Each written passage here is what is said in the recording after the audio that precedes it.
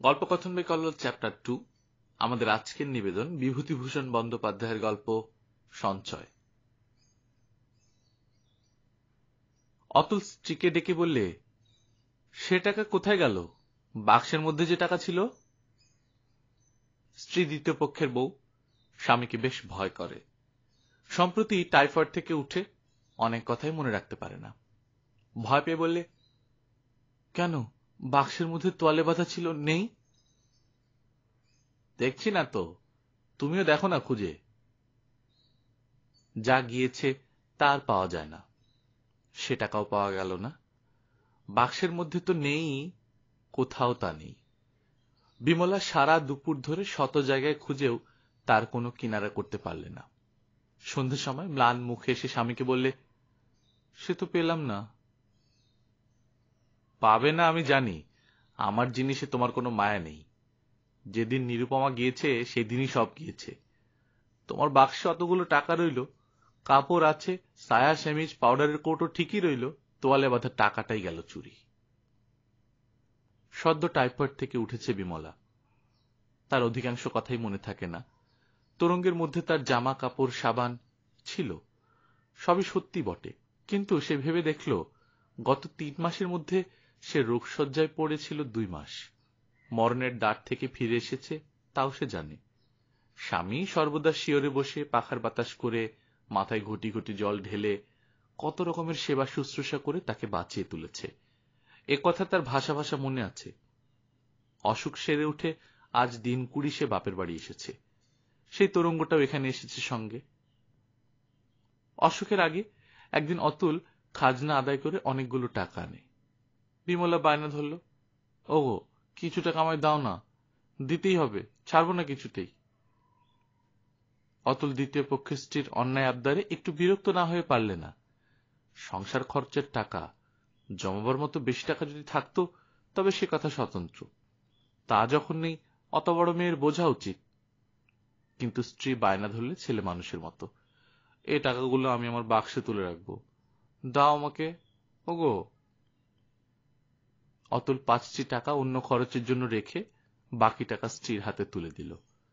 অতুলের একটা আধময়লা রুমালে বিমলা টাকাগুলো বেঁধে তাকে ছোলার কলসির মধ্যে রেখে দিল। রাত্রে অতুল বললে, টাকা কোথায় রেখেছ? তাকে ছোলার কলসির মধ্যে। থাক, ভালো জায়গা, কেউ টের পাবে না। এর কিছুদিন পরে বিমলা পড়ল শক্ত টাইফয়েডে। 2 দিন 5 দিন করে যখন 18 দিন কেটে গেল, তখন বাড়ির ঝি একদিন বিমলার ভাগ্নিকে বললে, দিদিমণি, ছোলাগুলো রোদ্দুরে দেব, বর্ষাকাল নষ্ট হয়ে যাবে একেবারে। বিমলার এই ভাগ্নি তার মামার সংসারেই থাকত। অবিবাহিত, 13-14 বছর বয়স। সে ছেলে মানুষ, কিছুই জানে না টাকার খবর। তার সম্মতি পেয়ে ঝি ছোলার কলসি তাক থেকে পেড়ে ছোলা ঢালতে গিয়ে রুমালে বাঁধা কি একটা দেখতে পেল। প্রথমে সে বুঝতে পারেনি জিনিসটা কি। হাতে নিয়ে নাড়াচাড়া করে যখন বুঝলে এতে পয়সা কড়ি বাঁধা, ততক্ষণে বিমলার ভাগ্নি জয়ন্তী সেখানে চুলের দড়ি রোদে দিতে এসে দাঁড়িয়েছে। জয়ন্তী বলল, কি গো ওটা? কি জানি দিদিমণি, এই তো বেরুলের ভেতর থেকে, কি জানি। দেখি দেখি, দাও তো। বাড়িতে কেউ নেই, মামা কোথায় বেরিয়েছে। সে শয্যাগত মামির কাছে রুমালে বাঁধা টাকা এনে বললে, মামিমা, এই টাকা তুমি রেখেছিলে ছোলার কলসিতে? বিমলার তখন ভীষণ জ্বর, গা তেতে তপ্ত খোলার মতো। সে তাড়াতাড়ি জ্বর অবস্থায় উঠে হাত বাড়িয়ে বললে, দে আমার টাকা। অতুল সেই সময় ঘরে ঢুকে সব শুনে বলল, তুমি শোও শোও, টাকার জন্য কি, শুয়ে পড়ো। আমার এই টাকাগুলো রেখে দেবে? হ্যাঁ, আমি রেখে দিচ্ছি, রেখে দিচ্ছি। দাঁড়াও, ক টাকা গুনে রেখে দিই। 1, 2, 3, এই 18 টাকা 7 আনা। কোথায় রেখে দেবে? আমি ঠিক জায়গাতে রেখে দেব। তুমি নিজের বুদ্ধিতে টাকা রাখতে গিয়ে হারিয়েছিলে তো টাকাটা। বিন্দি না দেখলে ঝিমাগি চক্ষুদান করেছিল আর কি। আমার কাঠের বাক্সটাতে রেখে দিব, কেমন? রেখে দাও, তুমি যেন খরচ করে ফেলো না আবার। ও আমার টাকা, 18 টাকা 7 আনা, মনে করে রেখে দিলাম। তারপর বিমলার অসুখ ভীষণ বেড়ে গেল। অতুলের পাড়াগাঁয়ের ছোট্ট সংসার, মেটে ঘর, খড়ের চালা। সংসারে আছে মাত্র ভাগ্নি আর স্ত্রী, আর দ্বিতীয় পুরুষ মানুষ নেই। সে পড়ে গেল মহা মুশকিলে। রোজ মহকুমা থেকে ঘোড়ার গাড়ি ভাড়া করে ডাক্তার আনতে হয়। খরচ যা পড়ে তাতে সামান্য খাজনাপত্রের আয় কোনো মতেই কুলোয় না। কদিনেই বেশ কিছু ঋণগ্রস্ত হতে হলো। বিমলার জ্ঞান চৈতন্য নেই। যখন একটু জ্ঞান হয় তখন কেবল বলে, জল খাবো, আমায় জল দাও, এক ঘটি জল দাও। তারপরই আর জ্ঞান থাকে না। ডাক্তার বললে, চেষ্টার তো ত্রুটি করছি না অতুলবাবু, তবে এই সোমবারটা না কাটলে কিছু বলতে পারবো না। ও বাঁচবে তো ডাক্তারবাবু? কি করে বলি বলুন, সবই ভগবানের হাতে। কাল একটা ইঞ্জেকশন দেবো ভাবছি। ইঞ্জেকশনের কথা শুনে বিমলা ভয় পেয়ে গেল। ইঞ্জেকশন করলে নাকি ভারী লাগে, গা ফুড়ে ওষুধ দেয়া সে নাকি বড় খারাপ কথা। অতুল নানা রকমে তাকে বুঝিয়ে রাজি করালে। রাত্রে আবার বিমলা বললে, হ্যাঁ গা, কাল সকালে আমাকে নাকি ইঞ্জেকশন দিবে। কেন, তখন তো তুমি রাজি হলে। আর কথা বলবো, আমার ওসব কষ্ট দিও না। কেন, কি হলো আবার? আমি এবার বাঁচবো না। তোমার অদৃষ্টে বউ নিয়ে সংসার করা নেই দেখছি। ওসব কথা বলতে নেই এখন। ছি, চুপ করে শুয়ে থাকো। তোমার কোনো বুদ্ধি নেই, যা বলছি তা শোনো। শুনেছি, তুমি বেশি কথা বলো না, ডাক্তার বারণ করে গিয়েছে।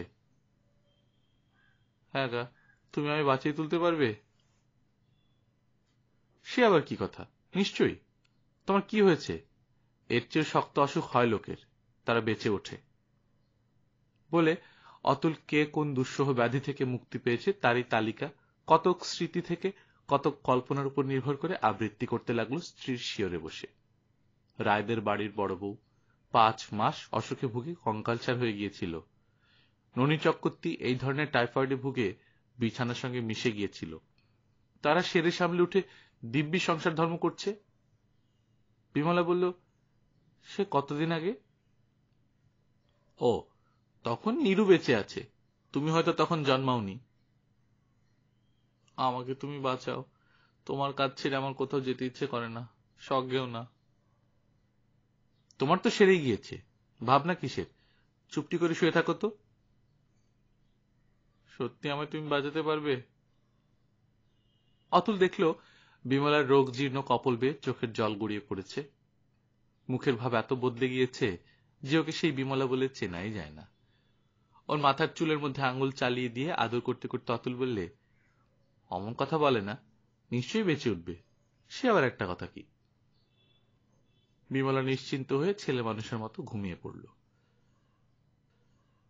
সোমবারের বিপদ ঈশ্বরের ইচ্ছায় কেটে গেল এবং বিমলা ক্রমে ক্রমে ব্যাধিমুক্ত হয়ে পথ্য পেলে 2 মাস অতি কঠিন রোগ ভোগের পরে। অসুখ সেরে উঠে বিমলার মস্তিষ্ক কেমন দুর্বল হয়ে গেল।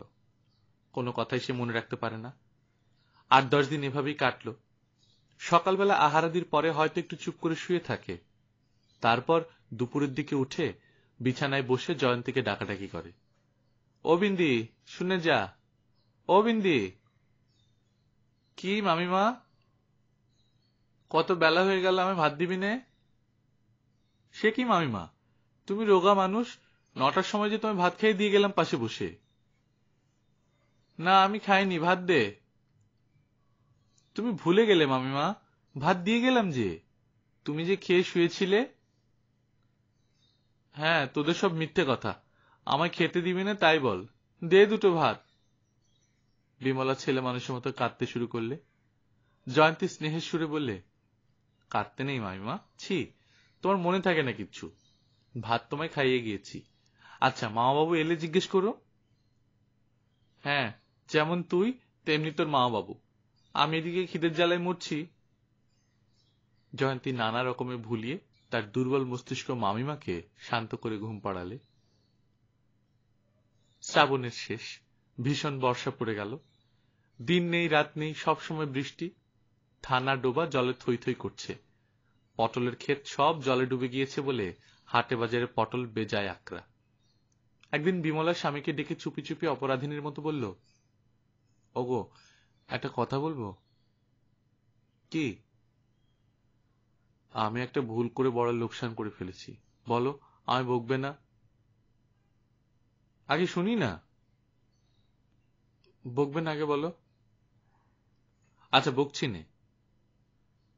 দেখো, তুমি সেই একবার আমায় টাকা দিয়েছিলে মনে আছে? আমার অসুখের আগে। সে আমি তাকের উপর ছোলার কলসিটার মধ্যে রেখেছিলাম। আজ আস্তে আস্তে ভাড়ার ঘরে গিয়ে ছোলার কলসিটা পেড়ে দেখলাম সে টাকাটা নেই। সে তো কেউ জানতো না। আমার অসুখের সময় কে বের করে নিয়েছে? আমার মনে হয় ঝিমাগিটা। এখন কেউ কবুল যাবে? কত টাকা ছিল তোমার মনে আছে? অতুলের মনে কি কুবুদ্ধি চাপলো। অনেক টাকা খরচ হয়ে গেছে স্ত্রীর অসুখে। বেশি তো নয়, 18 টাকা 7 আনা মাত্র। বিমলার মনে নেই যে ভীষণ অসুখের সময় টাকাটা সে তারই হাতে দিয়েছিল। বললে, তা থাকবে, গিয়েছে তো গিয়েছে, সামান্য টাকা। ঝিক, একবার বলো না। ও ঝগড়া বাঁধাবে তাহলে। কেউ তো দেখেনি ওকে টাকা নিতে, কি আর হবে? কত টাকা তোমার মনে আছে? একটা ময়লার রুমালে বাঁধা ছিল। আহা, কতগুলো টাকা আমার অদৃষ্টেই গেল। তুমি কিছু মনে করো না লক্ষ্মীটি। রাগ করবে না তো আমার উপর? তোমার ক্ষতি লোকসান করতেই তো আমি আছি। বিমলা নিঃশব্দে কাঁদতে লাগলো। একবার অতুলের মনে হলো সব কথা স্ত্রীকে মনে করিয়ে দেয়। বলে, ভেবো না লক্ষ্মীটি, ঠাট্টা করছিলাম। টাকা যে সেই তুমি আমার হাতেই। কিন্তু তখনই ভাবলে, হবে হবে, এর পরে দেব। এই ধাক্কাটা সামনে নিই তো। সামান্য টাকা দিলেই হবে এরপরে। ভাদ্র মাস পড়বার আগেই ঘুঘু ডাকা সুদীর্ঘ শ্রাবণের এক দ্বীপ্রহরে নৌকা যোগে সে তার স্ত্রীকে বাপের বাড়ি রেখে এলো। এত বড় অসুখ থেকে উঠল, বাপ মায়ের কাছে একবার যাওয়া উচিত। বিমল আর ফেরেনি। শীতের প্রথমে সামান্য জ্বর থেকে দাঁড়ালো নিউমোনিয়া। দুর্বল শরীর সামলাতে পারল না সে ধাক্কা। অতুলের সঙ্গে দেখাও হয়নি শেষ সময়টা। স্বামী বা 2-5টা সঞ্চিত টাকা যা পাউডারের কৌটোটাতে ছিল নিজের তোরঙ্গতে, সব ফেলে রেখে চলে গেল। এরপর 7 বছর অতীত হয়ে গিয়েছে। অতুলের বয়সও ভাটিয়েছে, মাথার চুলে পাক ধরেছে। দেখলেই মনে হবে যৌবন বিদায় নিয়েছে কিছুকাল আগে। এখন রাস্তার কন্ট্রাক্টরি করে হাতে 2 পয়সা করেছেও। আগের চেয়ে অবস্থা ঢের ভালো। গ্রামের মধ্যে একজন সঙ্গতিপন্ন লোক সে। এবার স্থানীয় বোর্ডের ইউনিয়ন প্রেসিডেন্টও নির্বাচিত হয়েছে। শীতকালের দিন সে বসে চৌকিদারের মাসিক বেতনের বিল পরীক্ষা করছে। এমন সময় পাশের ঘর থেকে সরোজিনীর, তার তৃতীয় পক্ষের স্ত্রী, 2টি ছেলে এবং একটি মেয়েও হয়েছে, উত্তেজিত কণ্ঠ শোনা গেল। শোনো শোনো, শিগগির এদিকে এসো তো, দেখো দেখো। কি না জানি বিপদ ঘটেছে ভেবে অতুল ছুটে গিয়ে দেখল, স্ত্রী ঘর পরিষ্কার করতে গিয়ে পৈতৃক আমলের যে বাক্সটাতে সাবিকে আমলের জমিজমার খাতা, পুরনো চেক দাখিলা, কাগজপত্র ইত্যাদি আছে, তার মধ্যে থেকে কীটদষ্ট বিবর্ণ একটা নেকড়ার পুটুলি বার করে হাতে তুলে ধরে বলছে, এই দেখো, আজ ভাবলাম পুরনো বাক্সটা ঝেড়ে ঝুড়ে সাফ করি। কাগজপত্রের ভেতর এই ছিল, দেখো। কি বলতো এটা? বোধহয় টাকা কড়ি। খুলে দেখি, দাঁড়াও। পরে ক্ষিপ্র হস্তে পুটুলির গেরো খুলে বলল, দেখো দেখো, টাকার খুচরো, দাঁড়াও গুনি। আনন্দপূর্ণ উত্তেজিত কণ্ঠে সে গুনতে লাগলো, 1 2 3 4 5। ও দেখি। গোনা শেষ করে খুশির দৃষ্টিতে স্বামীর দিকে চেয়ে বললে, হুম, এ কিন্তু আমি দেব না। কর্তাদের আমলে রাখা নিশ্চয়ই। এতদিন তোমরা কেউ পাওনি। একখানে রুমালে বাঁধা, দেখো না। অতুল চিত্রার্পিতের মতো দাঁড়িয়েছিল এতক্ষণ। অনেকদিন আগেকার একখানা জ্বরদীপ্ত আরক্ত মুখ, ছেলে মানুষের মতো লোভার্ত দৃষ্টি, এক বর্ষার মেঘমেদুর দিন, শ্রাবণ মাস। সে শুধু কলের পুতুলের মতো বললে, কত আছে বললে? সরোজিনী হেসে ঘাড় দুলিয়ে দুলিয়ে বললে, 18 টাকা 7 আনা। এ আমি আর দিচ্ছি নে, আমি পেলাম, এ আমি নেব। গল্পকথন বাই কল্লোল চ্যাপ্টার 2-তে আপনারা শুনছিলেন বিভূতিভূষণ বন্দ্যোপাধ্যায়ের গল্প সঞ্চয়। আমরা নিয়মিতভাবে গল্প পাঠ করে শোনাচ্ছি। আপনারা যারা প্রথমবার মতো শুনছেন, কাইন্ডলি সাবস্ক্রাইব করে নেবেন। নিজে ভালো থাকবেন, আশেপাশের মানুষজনকে ভালো রাখবেন। এই কথা বলাটা আজকাল কঠিন হয়ে যাচ্ছে। যে হোক, আপনারা যারা হোম কোয়ারেন্টাইনের বিষয়টা জানেন, মেনে চলবেন। নিজে ক্যারিয়ার হবেন না, সংক্রমণ ছড়াবেন না। সব নিয়মকানুন মেনে চলবেন। ভালো থাকবেন। টাটা।